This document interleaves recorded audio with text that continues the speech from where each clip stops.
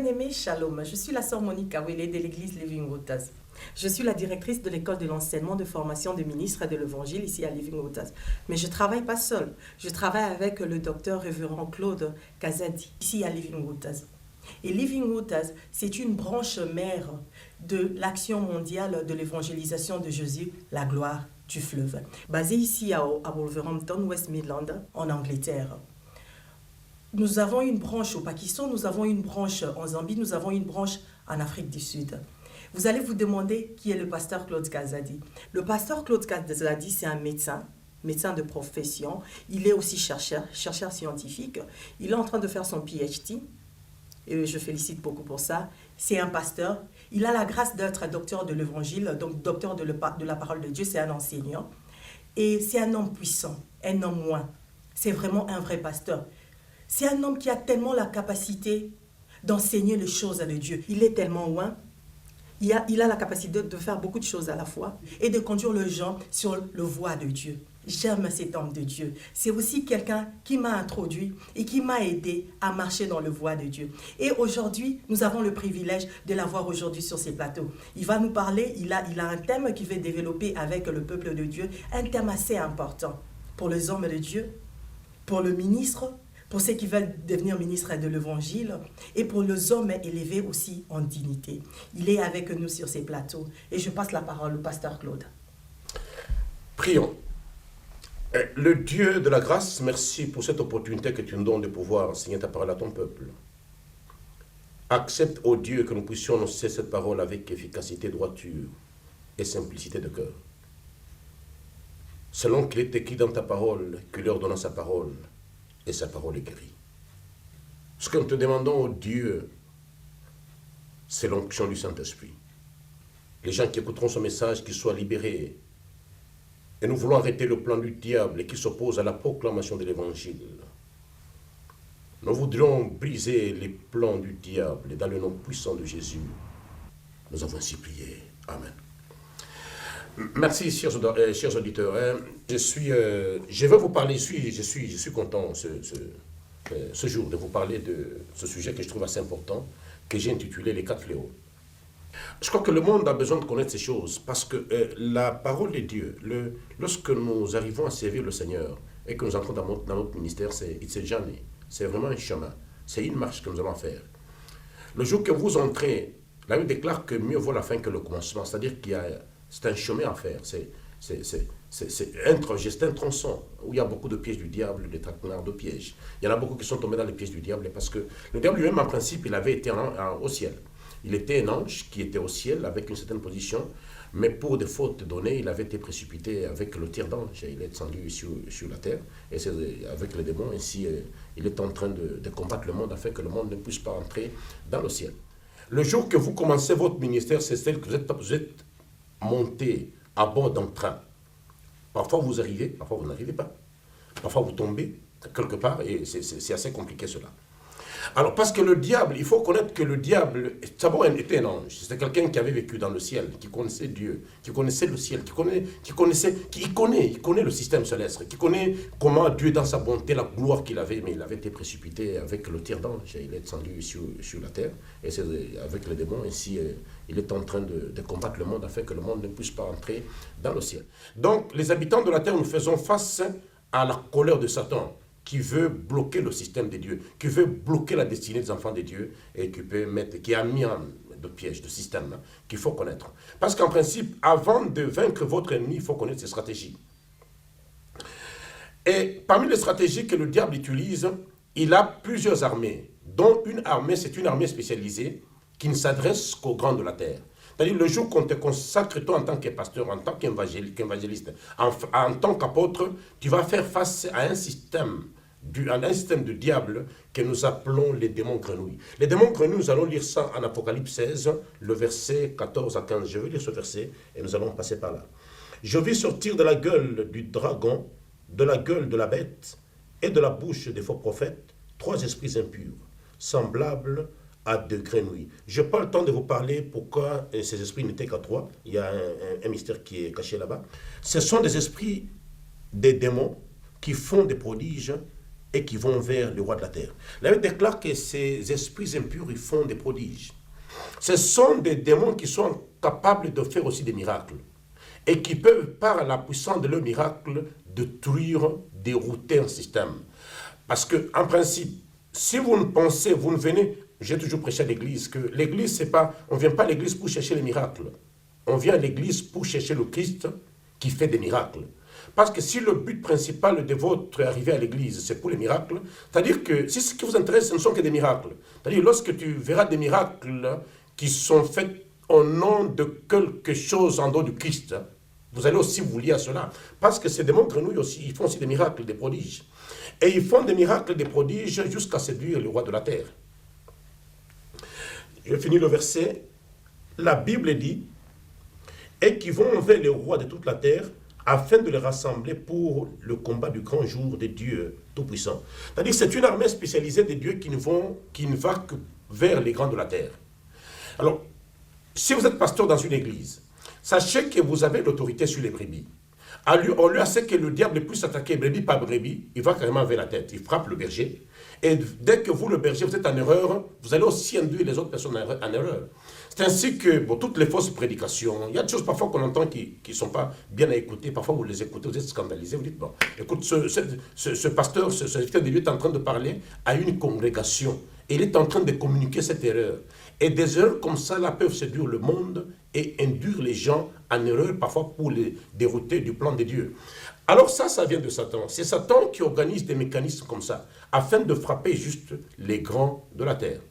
Donc sachez que le jour que vous êtes consacré pasteur, évangéliste, apôtre, vous allez faire face à ces démons grenouilles. Ils n'attaquent pas de n'importe qui. Il faut être avisé qu'il y a une armée spécialisée qui va vous attaquer, en dehors de l'armée ordinaire qui vous attaque aussi en tant qu'homme. Alors ces démons grenouilles, ils organisent des systèmes. Parmi les systèmes, il y a ceux que nous appelons les 4 fléaux. Les 4 fléaux, en principe, sont des stratégies que le diable met à point afin de faire tomber les enfants de Dieu, les ministres de Dieu de l'évangile, et le faire dérouter. Et afin de... Parce que vous savez, enfin, ce qui se passe, c'est ceci. Au lieu de que le diable puisse attaquer une personne par une, il frappe carrément le berger. Et dès que vous, le berger, vous êtes atteint et que vous prêchez les erreurs, vous induisez toute la congrégation en erreur. La première stratégie, nous appelons cela les impuretés sexuelles. Écoutez-moi, homme de Dieu, écoutez-moi, serviteur de Dieu, enfant de Dieu, écoutez ce que je vous dis, c'est important, ça vous aidera. Les impuretés sexuelles exploitent les lois de Dieu. La Bible déclare que l'homme quittera sa famille et s'attachera à sa femme, et les deux deviendront une seule chair. C'est-à-dire qu'ils partageront le malheur et le bonheur. Si toi, un homme, tu étais un homme heureux, et tu fais une même chair avec une femme malheureuse, vous partagez aussi les malheurs de cette femme, et vice-versa. Alors, comme on sait que les hommes de Dieu, vous êtes hautement bénis, vous êtes enfants de Dieu, Dieu vous fait confiance, il vous élève à un ministre de l'évangile, il vous donne sa gloire, il vous communique sa puissance, il vous communique sa majesté. À ce moment-là, le diable va organiser un système afin que des personnes du sexe opposé viennent faire les impuretés sexuelles avec vous. Alors, comment ça se passe?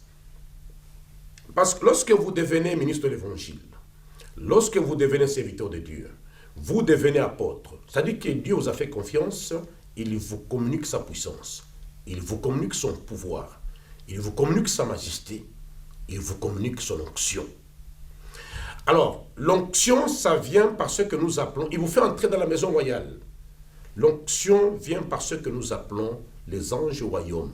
Les anges royaux, ce sont les anges feu. Les sorciers, lorsqu'ils viennent attaquer un serviteur de Dieu ou un rempli du Saint-Esprit, ils vont trouver que la personne est entourée d'une couronne de feu, mur de feu, colonne de feu, de telle sorte qu'il ne peut pas pénétrer. En principe, c'est comme ça qu'ils voient ça dans le monde invisible. Mais pour les gens qui ont des yeux visibles, comme vous et moi là, vous trouvez que les hommes de Dieu sont charmants, ils sont beaux de figure, ils sont attirants. Alors Dieu fait cela pour qu'il puisse attirer les gens, afin que les gens puissent venir auprès d'eux et qu'ils puissent prêcher l'évangile. Parce qu'il ne peut pas être des hommes qui peuvent être rejetés par l'humanité. Parce que si vous êtes déjà rejetés, comment est-ce que vous allez attirer les gens afin que vous puissiez prêcher l'évangile? C'est-à-dire que Dieu rend des hommes de Dieu, les femmes qui servent le Seigneur, assez attractives, afin d'attirer les hommes, afin d'attirer les personnes de s'approcher auprès d'eux. C'est pour qu'ils ne puissent pas être rejetés, parce que s'ils sont rejetés, comment vont-ils prêcher l'évangile? Alors Dieu va t'attirer, va te combler de sa gloire, et la gloire de Dieu attire. Et les gens du sexe opposé, certaines personnes seront des agents du diable, envoyés d'une manière délibérée par le diable, pour faire tomber dans les impuretés sexuelles, afin que vous perdiez la gloire qui vous avait été donnée. Lisez ce que la Bible dit en Hébreu 14, Hébreu 13, verset 4. Lisons ce verset. Que le mariage soit honoré de tous, et que le lit conjugal exempt de toute souillure, car Dieu jugera les débauchés et les adultères. C'est-à-dire, dès que vous entrez dans l'adultère, dans les impuretés sexuelles, vous entrez sous le jugement de Dieu. Maintenant, imaginez que vous soyez un pasteur, vous-même sous le jugement de Dieu, et votre assemblée va tomber sous le jugement de Dieu. Parce que votre congrégation ne peut être bénie que par toi. Et le fait que tu te présentes devant cette assemblée-là, alors que tu es sous le jugement de Dieu, tu communiques le jugement à ton assemblée. À ce moment-là, si tu es un pasteur titulaire, tu es responsable de 500 personnes, c'est 500 personnes qui ont sur le jugement, à moins que Dieu fasse la grâce. Enfin, souvent Dieu fait la grâce, mais c'est ça le plan du diable. C'est pourquoi nous disons aux hommes de Dieu qu'il faut faire très très attention aux impuretés sexuelles. Il y en a beaucoup qui sont tombés. Il y en a beaucoup qui sont tombés. Il y en a beaucoup qui sont tombés. Ce que vous voyez comme charme là, je pense que toute femme jolie ne vous appartient pas. Celle qui vous appartient, c'est votre femme. Une femme peut être très jolie, mais elle appartient à son mari. Alors le diable connaît ce mécanisme. C'est ainsi qu'il va amener les gens qui viennent parfois d'une manière assez innocente et parfois qui prennent du temps. Les femmes qui vont faire tomber les hommes de Dieu, parfois prennent le temps. Ils peuvent donner la dîme. Ils peuvent être fidèles dans toutes les réunions de prière. Le mécanisme, c'est de chercher à s'approcher à l'homme de Dieu. Jusqu'au jour où il va faire tomber l'homme de Dieu. À ce moment-là, la gloire de Dieu part. Alors, les impuretés sexuelles sont actuellement hautement utilisées par le diable afin de faire tomber les hommes de Dieu. Et il faut faire attention à cela. Il faut faire attention à cela. Et ça, c'est très, très important. Nous avons vu des étoiles tomber, des royaumes se détruire à cause des impuretés sexuelles, qui est le premier fléau. La deuxième stratégie du diable, c'est l'amour d'argent.